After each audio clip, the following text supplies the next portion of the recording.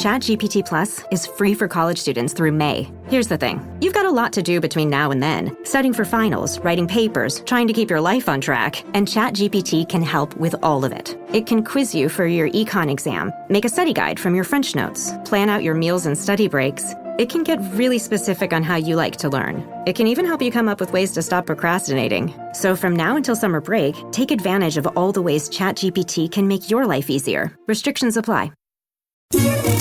The Other Side of Midnight.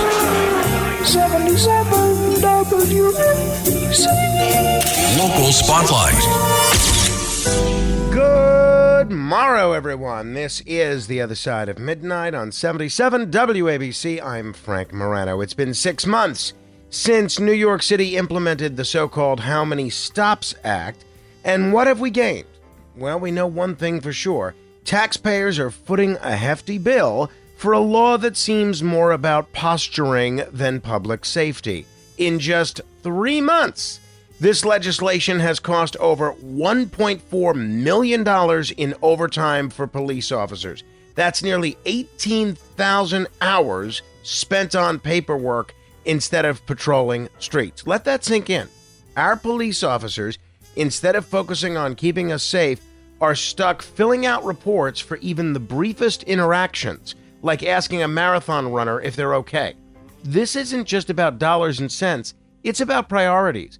The city council, led by a super liberal majority, passed this law over Mayor Eric Adams' veto, insisting it would improve transparency and accountability.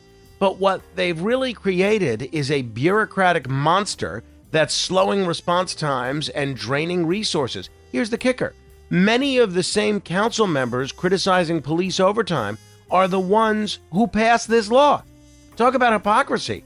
They claim to champion efficiency, but their legislation is tying the NYPD in knots. And for what? Nearly 98% of these reports are for the lowest level encounters. Are we really safer because an officer logged that they asked someone for directions? To be fair, there are legitimate concerns about unconstitutional stops and racial profiling, and I'm sympathetic to that. But this law isn't solving these problems. It's just making policing harder. Instead of ensuring accountability, it's hampering effectiveness and morale. One police source called the council an episode of The Office. Harsh? Maybe. But you can blame... But can you blame them? This legislation is the perfect example of why good intentions don't always make good laws. It's the kind of misguided, costly mismanagement that leaves New Yorkers feeling less safe. The takeaway? If we're serious about improving policing, we need to focus on meaningful reform, not more red tape. Legislators should prioritize solutions that enhance public safety without breaking the bank or bogging down our officers in paperwork. In the meantime, taxpayers are left wondering, how many more millions will this act cost us before we admit it's a mistake? Hey, special programming advisory. I will be on with Sid Rosenberg this morning at 6:45. I have no idea what we're talking about, but I'm sure it will be something interesting. Beam me up! To be continued. This episode is brought to you by Principles. Ray Dalio, legendary investor and New York Times best-selling author, wants to pass along his understanding of how countries go broke, because he believes the U.S. budget and debt situation needs to be addressed. To give you that knowledge, he has put the draft of his book, How Countries Go Broke, The Big Cycle, online for free. It's available now at economicprinciples.org. The Other Side of Midnight. 77 WABC.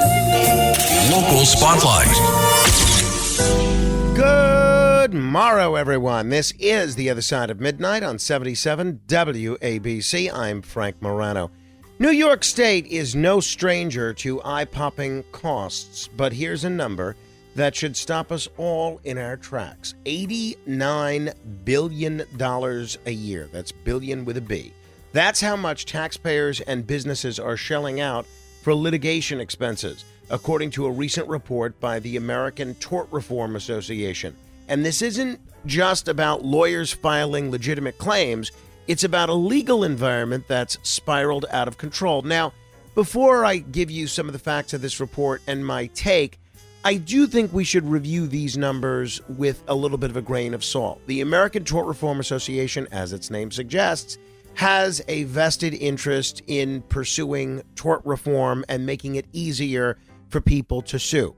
I honestly think that there are already so many hurdles in the way of plaintiffs trying to get justice and so many benefits in favor of corporations trying to defend themselves in court that I'm not sure the solution is to make it even harder for regular people to bring lawsuits.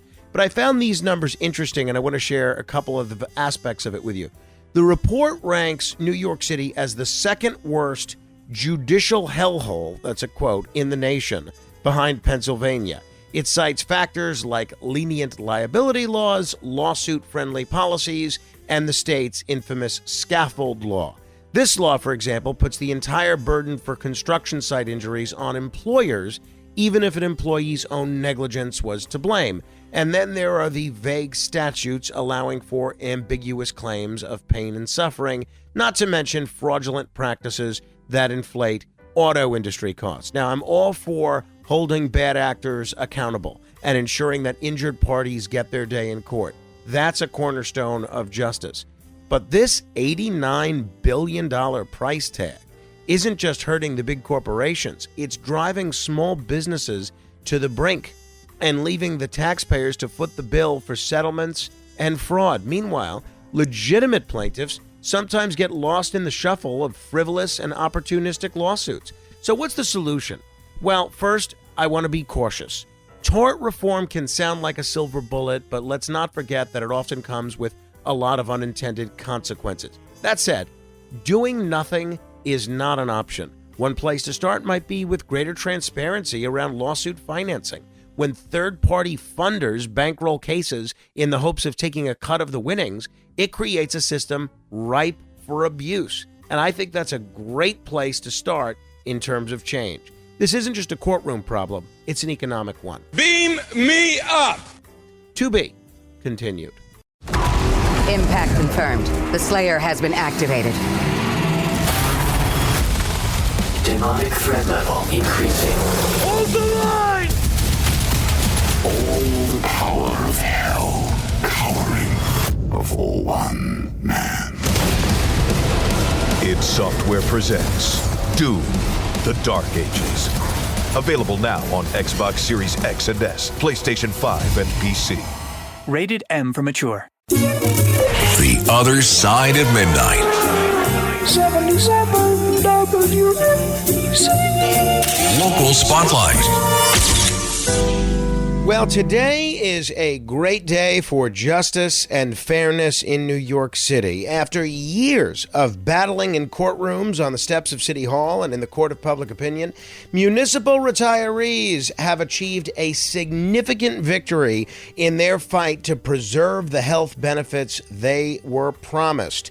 In a unanimous decision released yesterday, the New York Court of Appeals, the highest court in New York State, ruled that the city must continue to pay the full cost of health insurance for retired municipal workers, their families, and dependents. This ruling puts a major dent in the Adams administration's controversial plan to move retirees into a privately managed Medicare Advantage plan.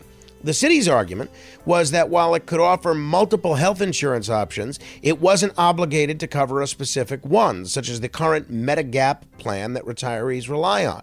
But the court saw it differently, affirming that the city's administrative code requires full coverage for the entire range of plans offered. This decision is a crucial step in the ongoing fight to ensure retirees have access to the quality care they need and deserve. And let's pause to recognize the tenacity of the retirees who refused to back down. Leaders like Marianne Pizzatola of the New York City Organization of Public Service Retirees, who's been a guest on this program several times, and their legal advocate, Jacob Gardner, have worked tirelessly, not just for themselves, but for the 250,000 retirees who depend on these benefits.